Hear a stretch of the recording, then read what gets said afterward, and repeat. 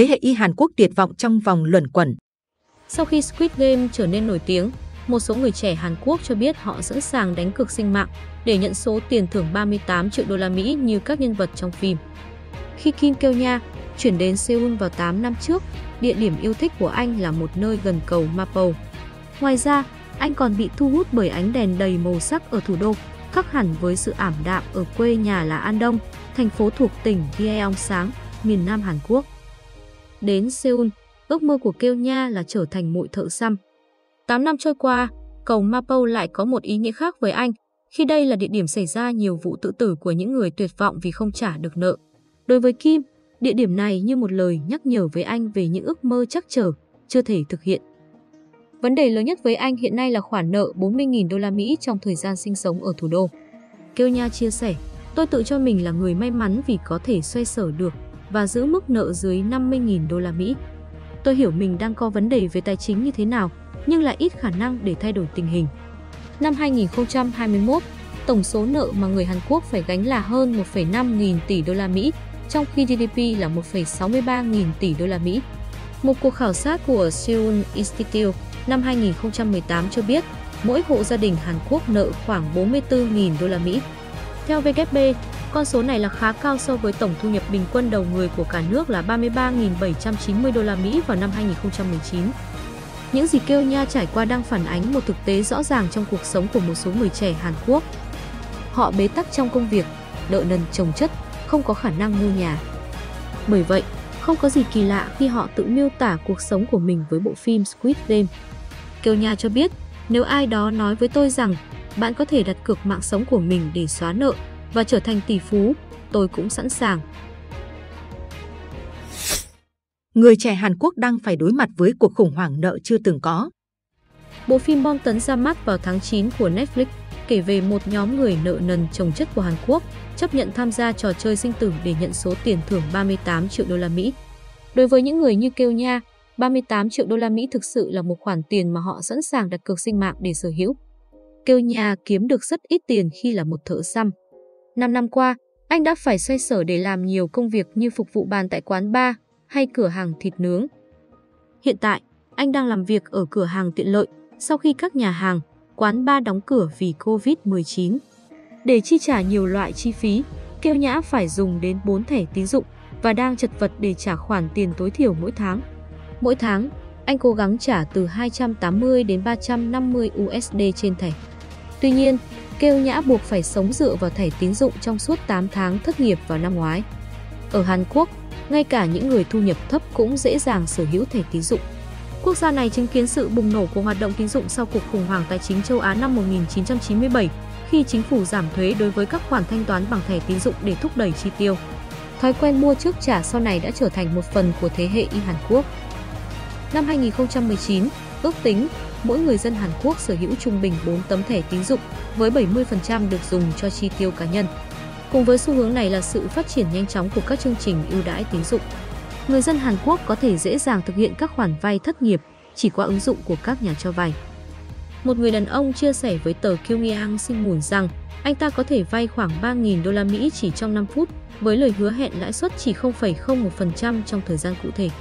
Anh nói, khi tiền lương không đủ chi trả cho nhu cầu cơ bản, bạn không còn lựa chọn nào khác ngoài dùng thẻ tín dụng.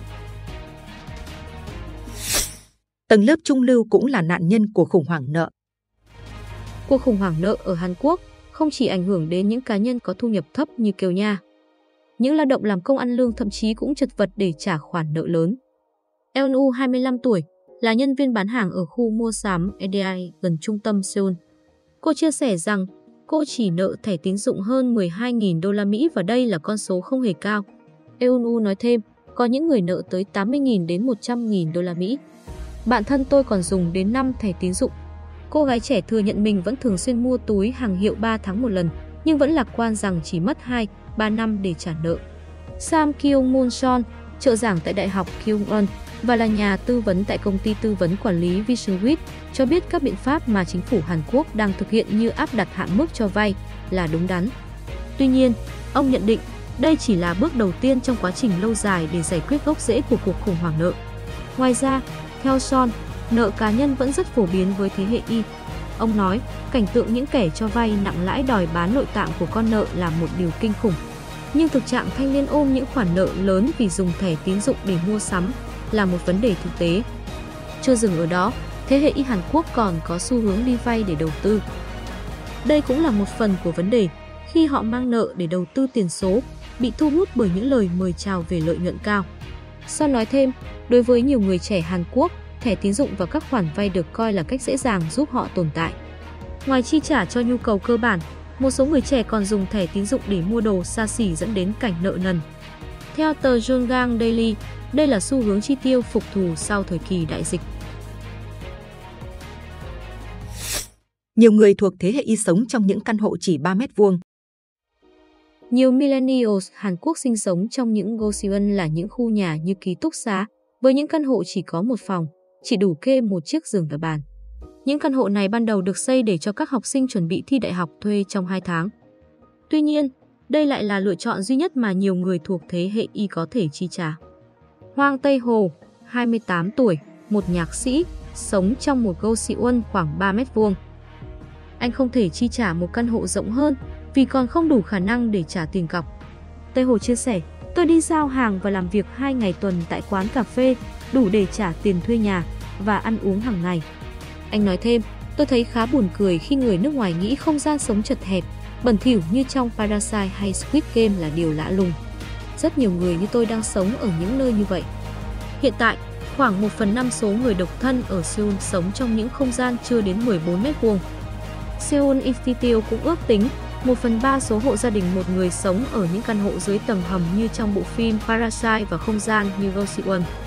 Tae-ho cho biết anh cũng đang nợ thẻ tín dụng 8.000 đô la Mỹ và chật vật để trả khoản tiền tối thiểu hàng tháng. Anh nói, không ai lựa chọn sống trong những căn hộ như thế này. Tôi không biết làm gì khác. Ngay cả đối với những người có thu nhập tốt hơn, họ cũng không đủ khả năng mua nhà ở Seoul. Giá trung bình cho một ngôi nhà ở Seoul đã tăng 22% so với năm trước vào năm 2020. Sở hữu một căn nhà đầu tiên có thể tiêu tốn tới 1 triệu đô la Mỹ. Yeong Kwon, chuyên gia tài chính và thị trường tại Korea Economic Institute cho biết, gốc rễ của cuộc khủng hoảng nợ là chính phủ Hàn Quốc loại bỏ các quy định về vay thế chấp. Mục đích của chính phủ là thúc đẩy hoạt động tiêu dùng và xây dựng bất động sản. Hậu quả là người trẻ Hàn Quốc đang phải chật vật để mua nhà, và cuộc khủng hoảng này đặc biệt nghiêm trọng ở thủ đô Seoul. Kang Jung-ku, giáo sư tài chính tại trường kinh doanh Nanjang, thuộc Đại học Công nghệ Nanjang, Singapore nhận định, cuộc khủng hoảng bất động sản là quá rõ ràng khi thế hệ Y phải đi vay rất nhiều mới mua được nhà. Ông cho biết, lãi suất đi vay để mua nhà ở Hàn Quốc là khoảng 2,5%, nhưng nếu ngân hàng trung ương nâng lãi suất, họ sẽ phải đối mặt với gánh nặng rất lớn. Người trẻ ở độ tuổi 20 ở Hàn Quốc có tỷ lệ thất nghiệp gần 50%. Một báo cáo năm 2017 của KDI Focus cho thấy tỷ lệ thất nghiệp tăng với tốc độ chưa từng có đối với lực lượng lao động trẻ của Hàn Quốc. Khi ngày càng nhiều người trẻ Hàn Quốc theo đuổi con đường học vấn, thì thị trường lao động cũng không thể đáp ứng kịp. Tháng 7, Korea Herald đưa tin chỉ có 58,6% người ở độ tuổi 20 và 75,3% người ở độ tuổi 30 tại Hàn Quốc được tuyển dụng. Son giải thích, nguyên nhân là bởi ngày càng nhiều lao động lựa chọn những công việc tạm thời thay vì ký hợp đồng lâu dài, vì các doanh nghiệp phải chi trả ít hơn. Tuy nhiên, tình trạng này lại khiến người lao động chán nản vì không nhận được phúc lợi chính đáng. Do đó, việc theo đuổi giấc mơ Hàn Quốc về một trường đại học danh giá và công việc ổn định dường như là điều không thể với người trẻ nước này. Tuy nhiên, không phải ai cũng cảm thấy tương lai của mình quá u ám và tuyệt vọng. Tae-ho vẫn không ngừng theo đuổi ước mơ của mình. Anh vẫn ghi lại những đoạn nhạc trên chiếc đàn cất dưới ngăn kéo. Anh muốn mua một chiếc đàn và mic mới sau khi trả hết nợ tín dụng, với hy vọng những bài hát của mình sáng tác một ngày nào đó sẽ đến với công chúng.